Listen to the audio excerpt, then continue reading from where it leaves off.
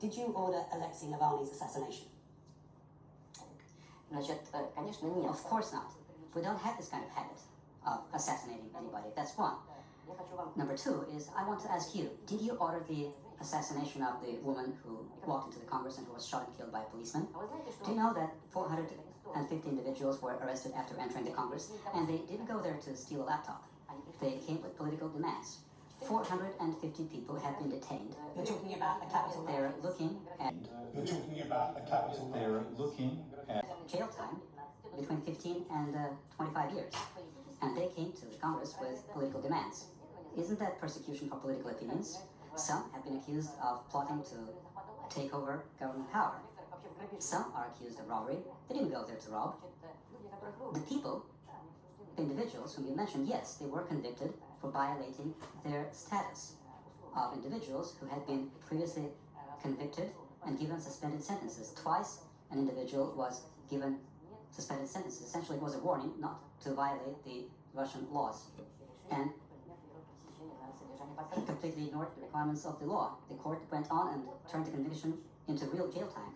Thousands and thousands of people ignore requirements of the law, and they have nothing to do with political activities in Russia every year, and they go to jail. If somebody is actually using political activities as a shield to deal with their own issues, including to achieve their commercial goals, then it's something that they have to be held responsible for. So definitely, and so much appropriate concern about January 6th, what happened that day. Unfortunately, we don't know all that happened that day. There are some major questions that need to be answered. We know that the former chief of the Capitol Police testified that they got no intelligence from the FBI about potential violence on January 6th. And there were lots of stories about people that were here at the Capitol on January 6th that may have carried a Confederate flag, may have had red and MAGA or Trump, but the Capitol Police that told me the day before, hey, we've heard there's going to be people that hate Trump that are going to be trying to blend in, and there is going to be violence, and we're concerned about it. But the chief of Capitol Police said they got no intel like that from the FBI. An article a few days ago from Revolver says unindicted co-conspirators in the January 6 cases raised disturbing questions of federal foreknowledge. It was June 14th. And I saw my friend Tucker Carlson cover this last night. But this is really disturbing, and this is something that I know from my time here in Congress has disturbed Democrats and Republicans alike across the aisle, because we don't like to see government agents stirring up trouble or find that there are criminal acts that would not likely have occurred had not the federal government been participating.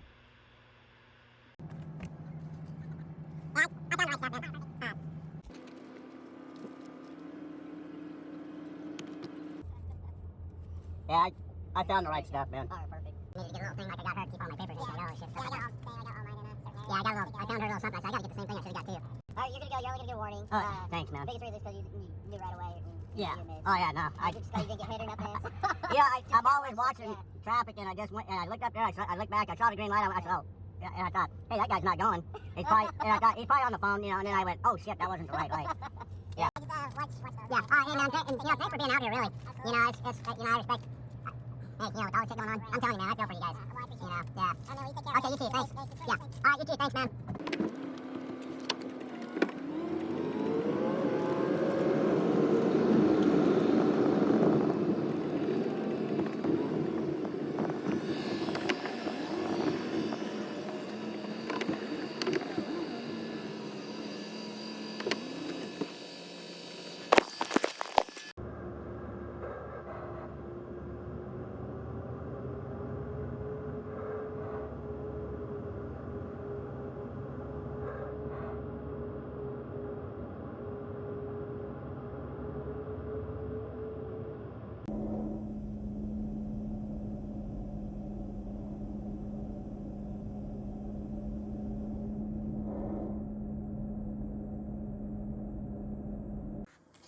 President also announced that should the FDA issue an emergency use authorization of the Pfizer vaccine for individuals ages 12 to 15, we already have in place the operational public education plan to immediately hit the ground running.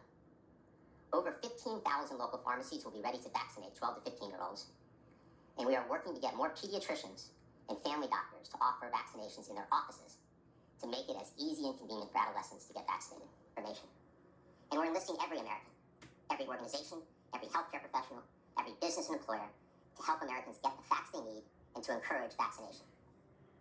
Businesses across the country have stepped up and answered the president's call to offer paid time off for their employees to get vaccinated. Sports leagues are also joining the vaccination effort. In Indiana, IndyCar has worked with the state to transform the Indianapolis Motor Speedway into a vaccination site that gives vaccine getters the unique experience of getting vaccinated in an actual F1 garage and the chance to drive through the main race tunnels. That's pretty cool. That's pretty cool. That's pretty cool. In communities across the country, Americans are going above and beyond to encourage vaccinations and get people vaccinated.